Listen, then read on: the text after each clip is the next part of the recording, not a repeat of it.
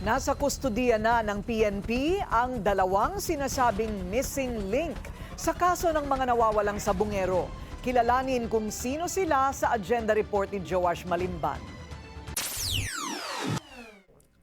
Nasa kustodiya na ng PNP ang dalawang umano'y missing link sa missing sabungeros case. Ang dalawang taong ito nadiskubreng kapatid pala mismo ng whistleblower na si Julie Dondon Patidongan. Sila sina Ella Kim at Jose Patidongan, parehong directly involved sa mga operasyon ng missing sabungeros case. Si Ella Kim ang nakuna ng CCTV na nagwi-withdraw sa isang ATM gamit ang account mismo ng nawawalang sabungero na si Melbert John Santos.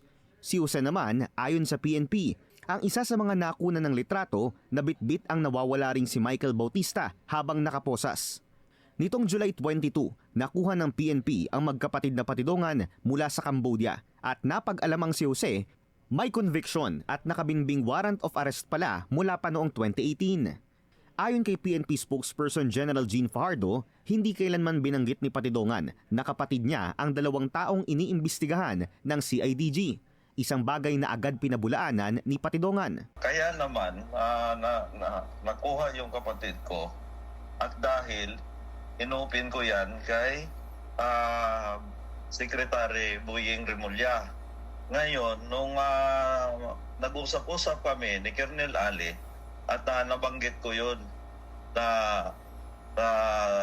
Sir, mayroon ng matinding ebidensya dahil yung nag-withdraw ng ETF, brother ko. Si Ella Kim ang tinutukoy ni Dondon. Eksklusibong nakapanayam kahapon ng Billionaire News Channel si Police Brigadier General Romeo Macapaz, ang former CIDG Director na personal na pumuntang Cambodia para makuha ang Patidongan brothers. Paninindigan niya, hindi sinabi sa kanya ni Patidongan ang kanyang koneksyon sa dalawang taong mayroon daw kritikal na koneksyon sa missing sabungeros case. Karoon ng issue yan dahil nung pagdating ng Patidongan brothers dito sa Pilipinas na kinuha namin sa labas ng bansa. Kasi unang-una, yung sa pinag-i-interview si Dondon na sinasabi niyang mga tauhan niya sa social media, sinabi niya, mga tauhan niya yung nag-withdraw ng pera sa ATM at saka yung nakita sa CCTV na kasama yung nakahandcuff. So we conducted research and we found out na mga kapatid niya yon. Pero sagot ni Patidongan, Pangalawang meeting, kasama na yan si General Macapas. Noong time na yon, nandun kami sa DOJ, nabanggit ko rin ulit, nagulat din siya na ang akala niya hindi alam ni Suje. Ngayon, nung binanggit na naman ulit na sino ba ang kukuha, instead na kami dalawa ni Colonel Ali, Gans Ali, nagpresenta siya na siya na lang daw at kasama yung team niya. Mayroon pa nga siyang binanggit, paano yung travel order ko, sir? O, hindi pa napirmahan. Ang sabi ni Sir Boyeng Remulla, walang problema. Itatawag ko doon sa kapatid ko. ani Patidongan, nasaktan siya sa naging aksyon ng CIDG matapos umanong pagplanuhang kasuhan ang kanyang mga kapatid. Dagdag pa dyan ang umano'y pagpapapirma ng affidavit sa pamilya ng missing sabungeros na gusto siyang idiin bilang mastermind sa krimen. Paliwanag ng PNP, parte ito ng proseso para maprotektahan ang mga taong kritikal sa investigasyon.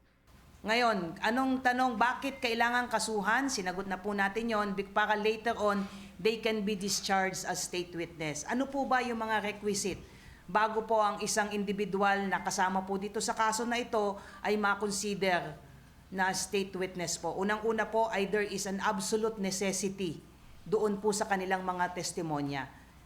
Obviously, critical po ang magiging testimony po nitong dalawa po na ito because sila po, unang-una, siya po, si Ella Kim Patidongan yung nag-withdraw allegedly nung ATM na alam natin na pag-aari ng isa sa mga nawawalang sabungero. Kinausap ng Billionaire News Channel ang isa sa mga pamilyang tinawagan umano ng CIDG na nagsasabing kakasuhan si Patidongan. Ani Ryan Bautista, walang kahit anong paliwanag siyang natanggap kung bakit dapat kasuhan ang kanilang testigo. Basta ini-insist nila sa akin, isa raw po si Dondon Patidongan sa kakasuhan. So siyempre, ako, mag-iisip ako, bakit naman kakasuhan yun? Anong cause? Samantalang po pagdating sa case namin, wala naman po kinalaman si Don Patidongan sa dapat kasuhan. Kaya doon po ako nag-trigger. Police Major Mang Osan po ang nagsabi sa akin at ang sabi niya sa akin utos lang na nakakataas. Sa kasalukuyan, mayroon ng commitment order si Jose Patidongan sa New Bilibid Prison para harapin ang kanyang kaso. Mananatili naman si Elakim sa kustodiya ng CADG. Paninindigan ng PNP, lahat ng operasyon ng CADG ay isinagawa within the bounds of law. Patuloy rin daw silang tututok sa investigasyon para maibigay ang hustisya sa mga pamilya ng missing sabungeros. Para sa Agenda, Joash Malimban, Billionaire News Channel. Manatiling nakatutok sa Billionario News Channel. Sumubaybay sa aming social media accounts at mag-subscribe sa aming YouTube channel para sa mga bago at eksklusibong balita.